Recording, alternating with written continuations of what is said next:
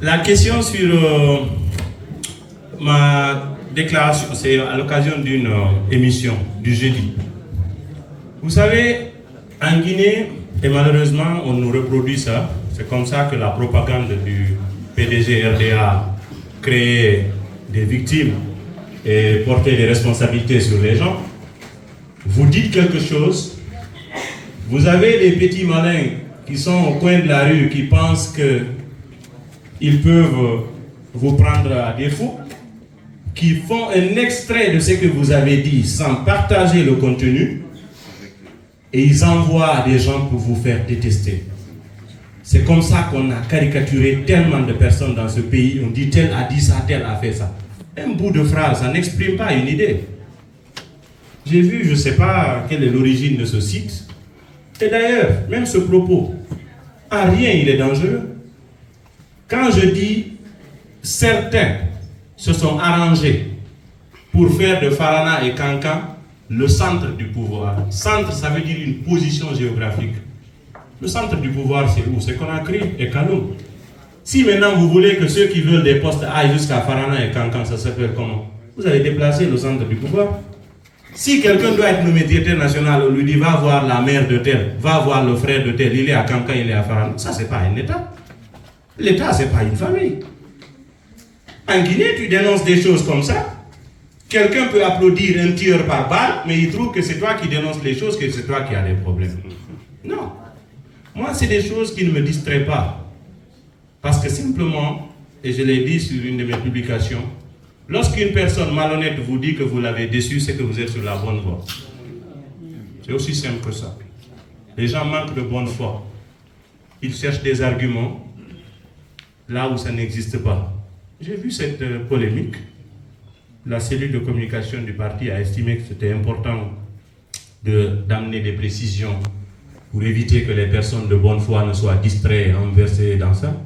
Mais quoi qu'il en soit, je sais l'origine de ces choses-là. Si tu soutiens une junte militaire pour confisquer le pouvoir, tu n'es pas crédible pour critiquer quelqu'un qui se bat pour la démocratie. Donc ils ne me distraient pas. Ils n'ont qu'à chercher encore. Ils vont en trouver. Et c'est cela la réalité. Aujourd'hui, on a parmi ceux qui nous dirigent des gens qui vous font croire qu'ils sont des héritiers de Sékou Touré. Je l'ai dit. Sékou Touré, c'est un patrimoine national. Il a été le président de la Guinée. Pourquoi je n'ai pas le droit de parler de lui? Si toi, tu penses que c'est quelqu'un de ta famille, moi, je pense qu'il était un ancien président. Je le critique à ma convenance. Je critique Lansana Conté à ma convenance. Je critique Dadi. Je ne parle pas de leur famille. Je parle de ce qu'ils ont fait à la tête de la Guinée. Parce que ce qui se fait souvent, ils ont une stratégie. Lorsque tu en parles, ils trouvent un moyen de t'insulter pour te faire reculer parce qu'ils ne veulent pas que la vérité éclate. Et quand tu perds cette attention-là, il se dit souvent que c'est lui qui chasse une fauve. Il ne fait pas attention au bruit des écureuils. Sinon, c'est la fauve qui va te chasser. Donc, moi, je sais ce que je vise. Je sais sur quoi je marche. Je suis convaincu que ce que j'ai dit, c'est dans l'intérêt du pays.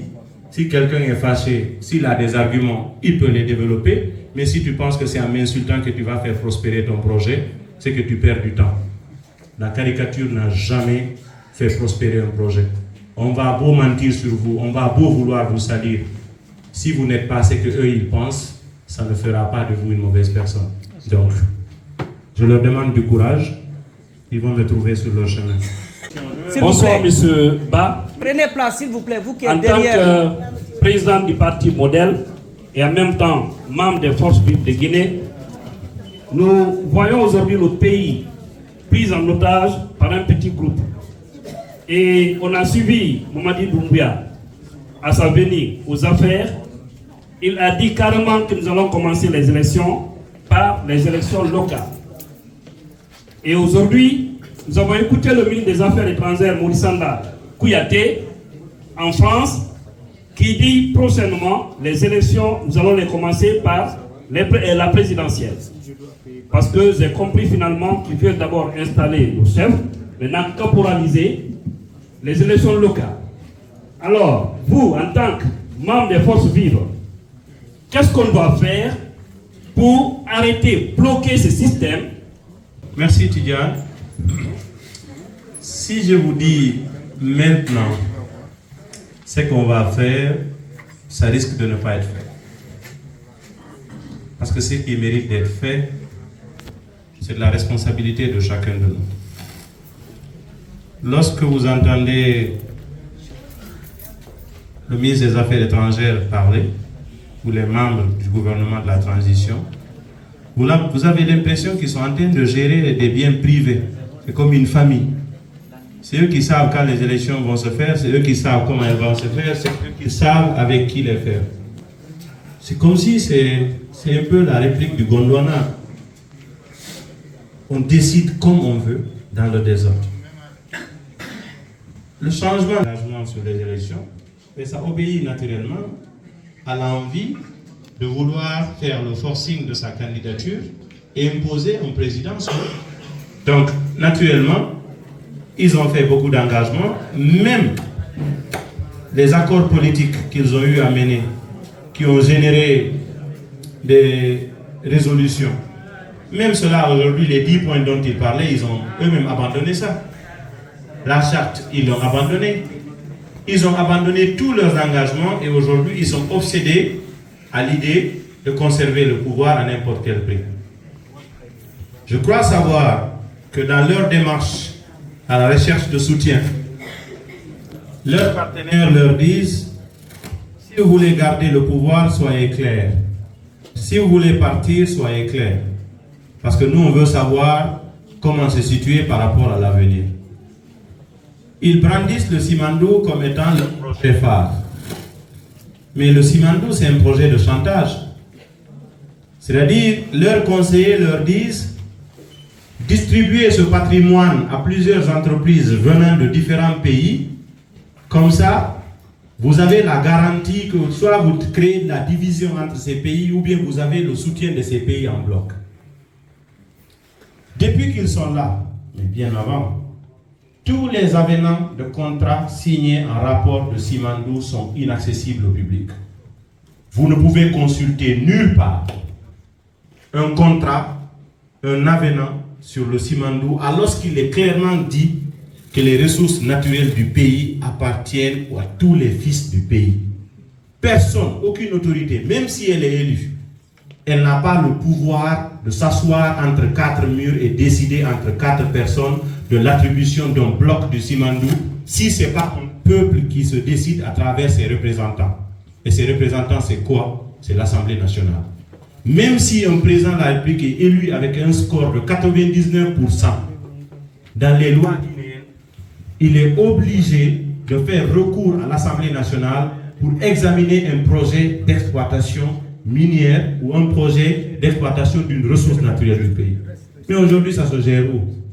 Entre 4 murs, quelques personnes, et tous les jours, ils sont dans la propagande. Simandou 2040, Simandou. Vous vous souvenez quand Alpha Condé a déclaré Bokeh zone économique spéciale? Il est allé en Chine, il a dit: j'ai eu là-bas 20 milliards de dollars. Je suis venu à Washington, j'ai eu 20 milliards de dollars. J'ai pris des positions. Intention d'investissement ne veut pas dire investissement. Il n'y a aucun pays qui va déverser 20 milliards de dollars dans un pays qui ne fait pas 6 milliards de dollars de PIB. Et tous ces bailleurs de fonds, toutes ces entreprises sont accompagnées par des banques. Et ces banques évaluent en premier ce qu'on appelle le risque pays. Si vous êtes une autorité de transition, on sait que vous n'êtes pas là par élection, vous êtes là par la force. Vous imaginez que les gens vous mettent 20 milliards de dollars, 10 milliards de dollars? Mais puisque c'est facile de tromper les gens et de cacher les informations, à Bokeh, ils ont dit ça. Aujourd'hui, allez à Bokeh, moi je fais le tour chaque fois. Mais les habitants de Bokeh aujourd'hui, ils font partie des plus malheureux de la République à cause de l'exploitation minière. Il n'y a même pas de reboisement. Il y a des endroits dans la région de Bokeh, vous avez l'impression que c'est des cratères, vous avez. Toutes les entreprises, chacune a créé un port. Ils ont mis des belts là-bas, des ceintures, des tapis. Du site d'exploitation jusqu'au bateau. Le pays n'a aucun système de quantification. On nous déclare 125 millions de tonnes par an. C'est ridicule. Quels sont ceux qui mangent cet argent? C'est juste un petit groupe. Et alors on nous fait croire jusqu'à présent que les ressources minières constituent l'avenir de ce pays. Des ressources minières dans un pays aussi immoral, dans un pays aussi corrompu, et c'est plutôt ça profite une petite élite. Mais les populations, qu'est-ce qu'elles ont? Rien. Donc que les gens ne se trompent pas.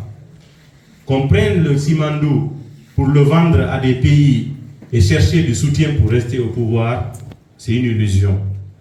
Parce que nous avons compris déjà de quoi il s'agit. Mais il faut qu'on se lève pour ça. Il faut qu'on conscientise les populations pour ça. Parce qu'il ne faudrait pas qu'on tombe dans ce piège. En ce qui concerne la mobilisation de la classe politique, des acteurs sociaux, certes, c'est difficile, parce qu'en Guinée, des fois, vous avez du mal à savoir avec qui vous pouvez composer. Les gens vous disent quelque chose le matin, la nuit, vous découvrez que c'est des visiteurs de nuit au palais pour avoir des petites miettes, ou bien ils veulent s'afficher simplement avec vous pour aller détruire votre nom. Vous prenez des images, vous êtes en activité ensemble, c'est les mêmes qui vont dire oui, je le tiens, je sais ce qu'il est en train de faire, parce qu'ils veulent vendre des informations plus chères.